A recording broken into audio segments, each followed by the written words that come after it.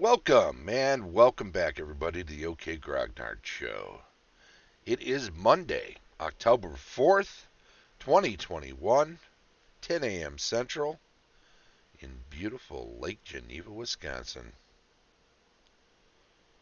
And happy birthday to my older brother. He doesn't follow this because he's not a gamer at all, let alone a D&D player. He does, however, share with me a love of the Blackhawks.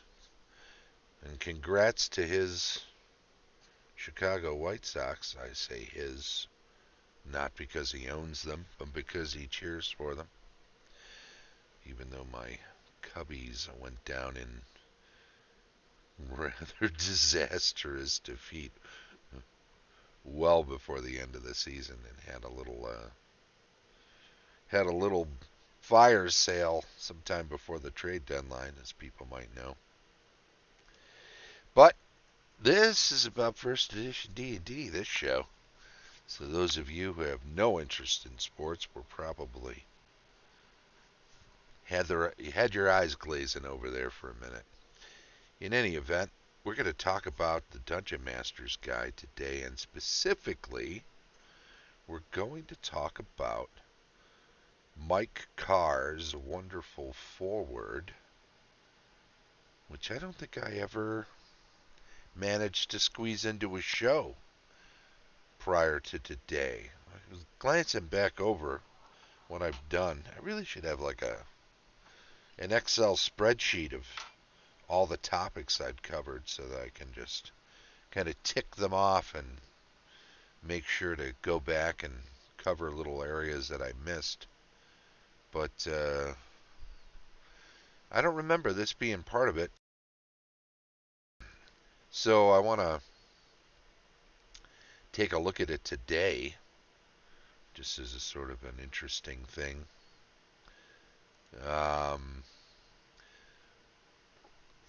That's a snapshot of it, screenshot of it, clipped down and kind of truncated so that it would fit into an easier image. But as good as that is, it's easy enough for us to switch over to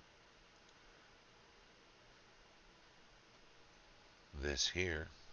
Hey, I'm just going to read some of it, and I'll comment as we go because there are lots of little bits that are worth highlighting. Foreword. Is dungeon mastering an art or a science? An interesting question.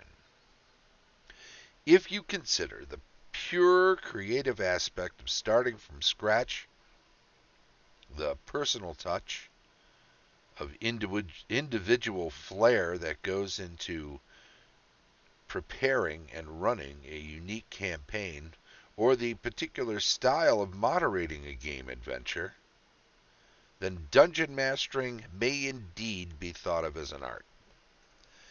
If you consider the aspect of experimentation, the painstaking effort of preparation and attention to detail, and the continuing search for new ideas and approaches, then dungeon mastering is perhaps more like a science. Not always exciting in a literal sense, but exciting in terms of what is required to do the job well. So, let me just comment on these first two, second and third paragraphs, because it gives it the impression that the one that you assume can be an art is actually hard work, and the one that the assumption is that the science portion is somehow harder work, but can be exciting. And I don't know. I guess that's true in a sense, in a 70s sort of way when the sciences were looked at as maybe a little more elevated and difficult. Certainly going through the rigors of a continuing education to get a degree in the sciences is a tough thing to do, but making it sound like it's super hard work to do either art or science, I think is, I don't know, maybe it's downplaying how enjoyable the process can be. Anyway, let me read on a little bit. Esoteric questions aside, one thing is for certain. Dungeon mastering is, above all, a labor of love. Good morning, George. Welcome to the chat. It is demanding, time-consuming, and certainly not a task to be undertaken lightly. Says parenthetically, the sheer bulk of the book you hold in your hand will tell you that. But, as all DMs know, the rewards are great, an endless challenge to the imagination and intellect, an enjoyable pastime to fill many hours with fantastic and often unpredictable happenings,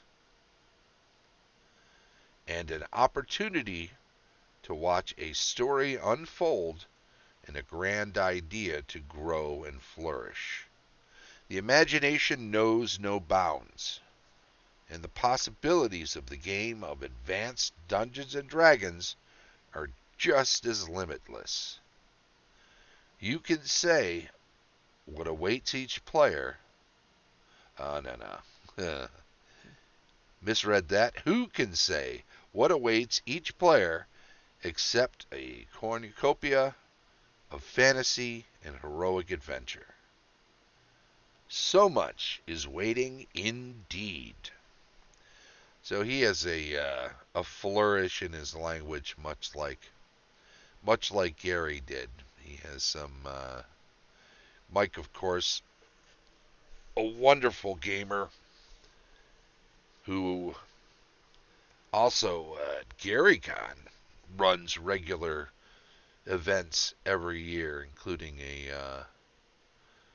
a floor version of Don't Give Up the Ship, which he helped co-author back in the day, the early days, pre-D&D even, I believe.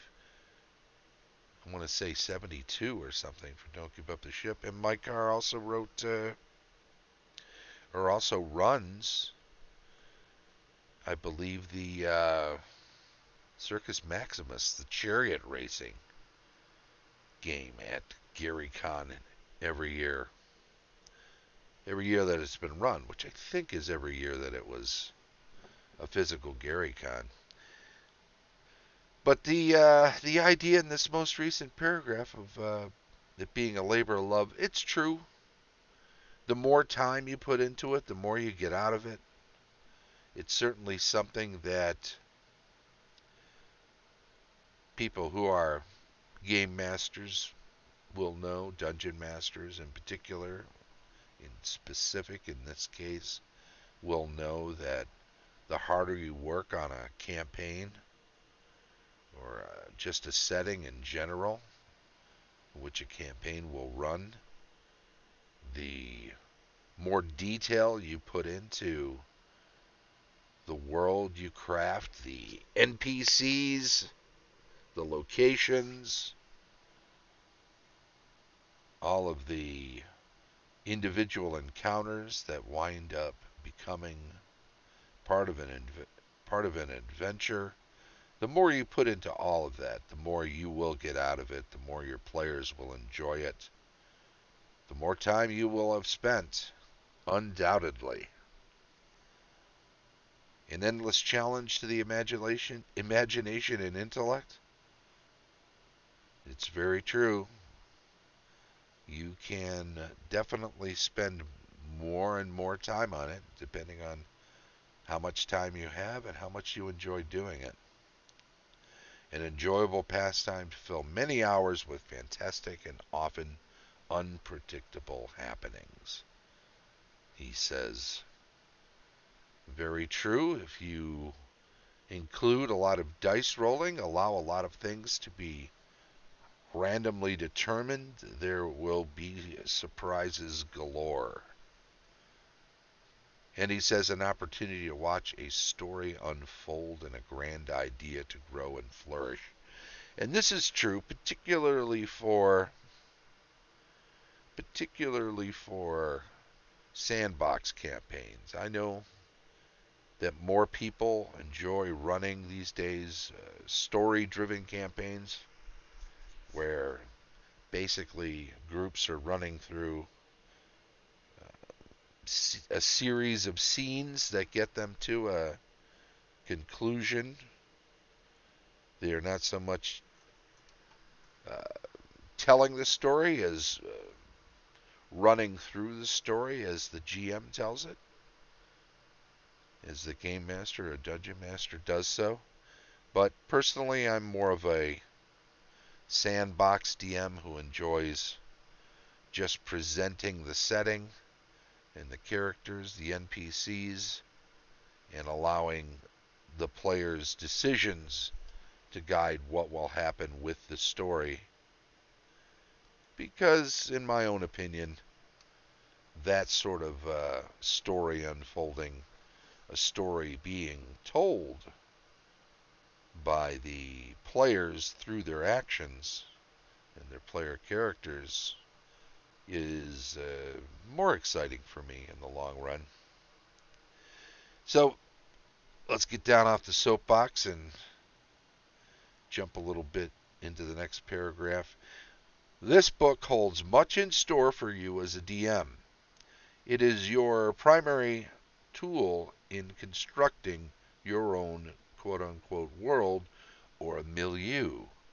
And I have no doubt Mike Carr, as a TSR Games and Rules editor, was aware of how often Gary uses the word milieu. It contains a wealth of material, and combined with the other works of Advanced Dungeons & Dragons, the Monster Manual, and the Player's Handbook, gives you all the information you need to play AD&D. But, as always, one more thing is needed: your imagination. Use the written material as your foundation and inspiration, then explore the creative possibilities you have in your own mind to make your game something special. Right on. Absolutely. Ingest as much as you can from the rule books, but be sure then to hop on in and create your own. Now remember, in 79, and notice the date here for this foreword is May, middle of May in 79. So the DMG does not come out until at least halfway through the year, not become available. It may well be that it was meant to come out for Gen Con. This would have been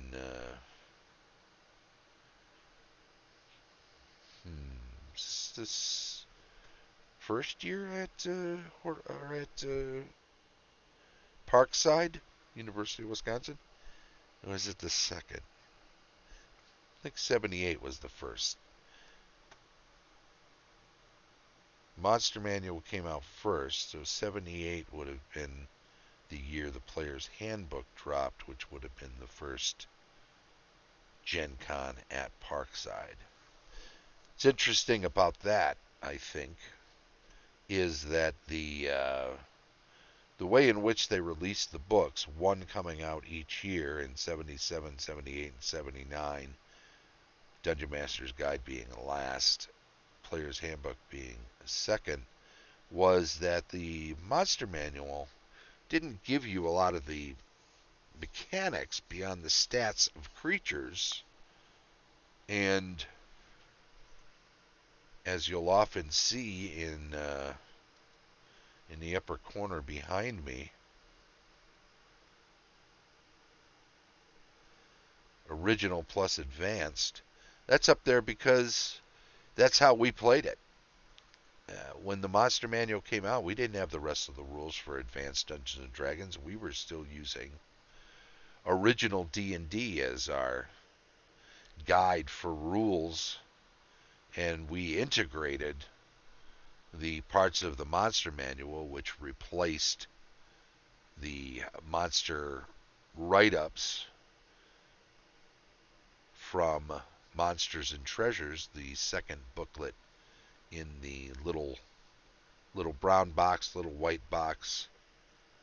My buddy had a brown box. I had a white box because I didn't actually purchase mine quite as early as he got his. So the books coming out a year apart like that, well, you can imagine all that extra detail for monsters, some of which we weren't sure quite how to use.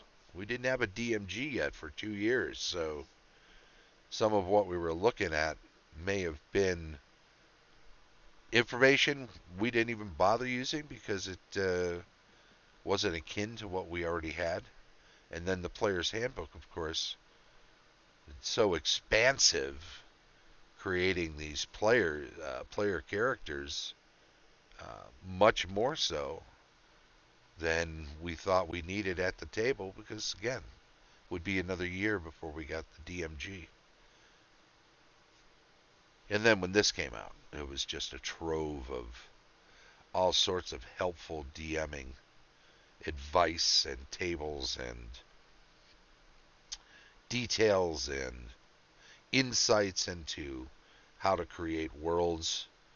And I think the point being, there weren't much in the way of adventure modules, as we called them back then, because they were meant to be modular. You were meant to take them and plug them into your own campaign setting and utilize against the giants. Well, Steading of the Hill Giant Chief, for example, just to find a place in your own setting to plop it down as a sort of a status quo, a counter when they get there, whenever they get there. It is what it is, so you go and don't pull any punches. If they're in over their head, they better learn to run away, because that's how sandboxes were. You created different places, and you didn't necessarily gear them toward a certain level, but certainly some things about them were more difficult than other things about them. So you might find some ways on the fly to give them a break so they can get the heck out of Dodge if they're in over their head. But it's their decision whether or not they want to punch above their weight, or, just spend their entire character lives in a basement of shops. Run away or die horribly, says Sarah. And it's true. Either one is possible in a multitude of situations. But you can imagine people working their way up through the ranks doing nothing but clearing basements of rats, as is some very popular scenarios. In any event, the final paragraph for the foreword of the Dungeon Masters Guide reads, Dungeon mastering itself is no easy undertaking, to be sure. But dungeon mastering well is doubly difficult. There are few game masters around who are so superb in their conduct of play that they could disdain the opportunity to improve themselves in some way. Fortunately, this work addresses the matter at length and gives you plenty of suggestions on all aspects of dungeon mastering, as well as some of the finer points, in order to help you improve your own efforts. Take heed, says Mike Carr, and always endeavor to make the game the best it can be, and all that it can be.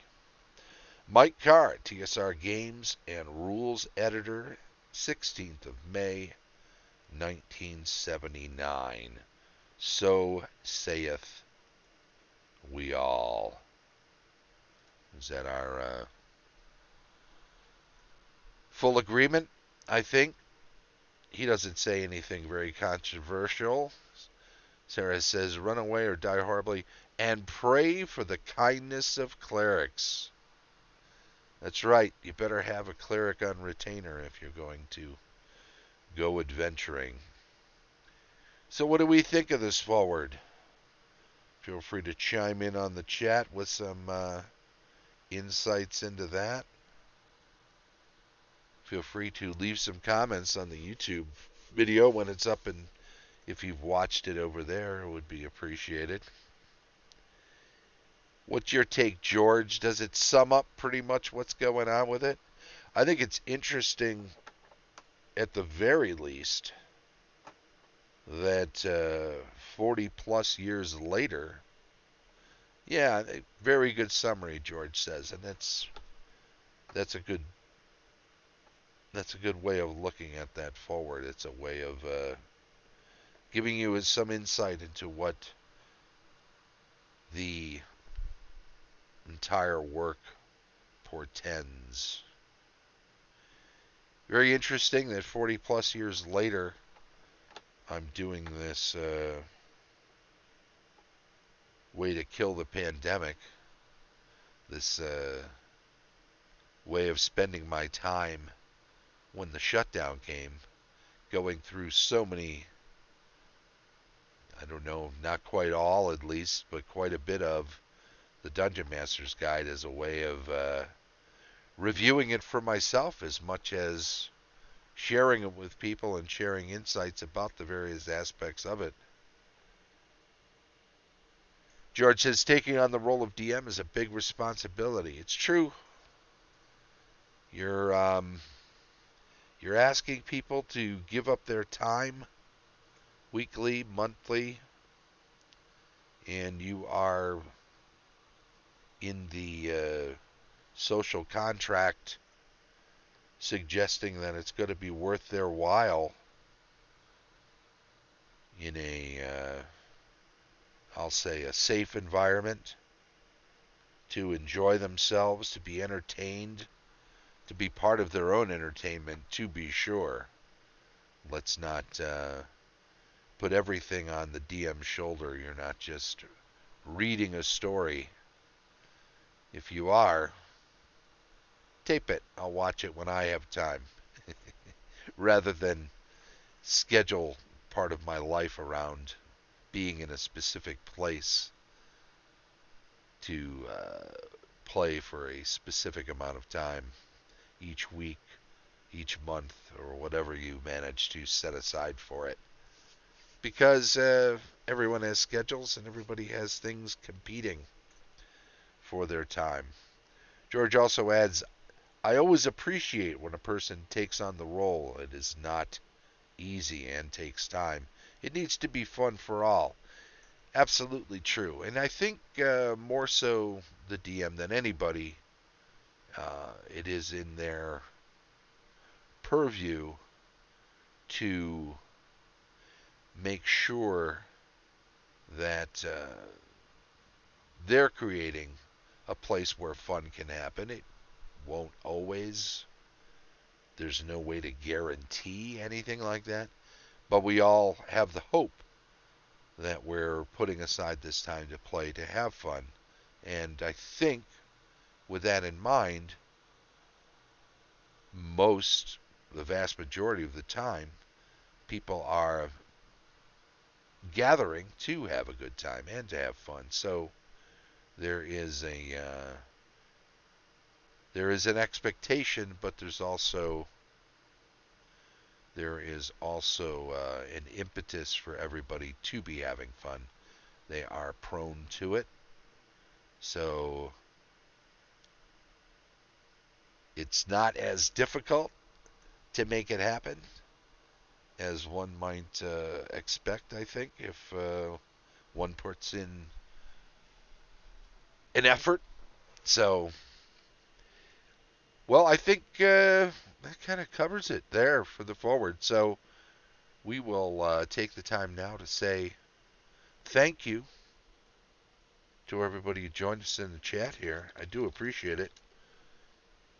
It is a good place. Do chime in when you're in the chat if you want to say hello or have a question or a comment about the material at hand. Always a good time to see people popping in and giving their 2 cents. It's very much appreciated. It was good to look at the Dungeon Masters Guide Foreword today.